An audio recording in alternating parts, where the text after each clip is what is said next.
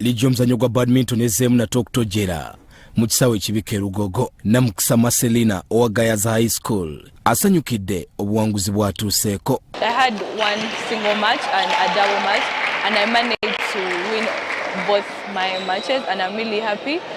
I really love badminton so much and it's like whenever I come here to Lugogo and MTN Arena and watch people play, it inspires me to play badminton like to a higher level because I really love the sport and I want to get to the greater heights of badminton. Abazannyi abalala betwogeddeko nabo boogedde ku mizannyo gy'olunaku olwaleero. Game yange tebadde so bad. Okusooka bankubiddeko game point okulala ku 17 or 16.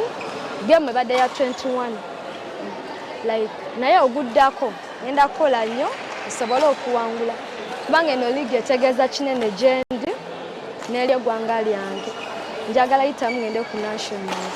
This win, I realized that what it's like to play with someone different because at school we have fast games and there are different kinds of people, but they're all the same to me. And I learned a lot of things from badminton, strategizing and how to move because it's important in a game. Omutendesi wa ttiimu y'eggwanga William Kabindi akkatiriza omugaso gwa liigi eno. Liigi eno egenda tuyamba nnyo. Kuba bw'oba okitunuulidde nti abaana bano bagenda kusigala oba abazannyi bano bagenda kusigala nga bali mu competition. Buli we basigala nga bazannya kiba kitegeera nti omutindo gujja kweyongerako.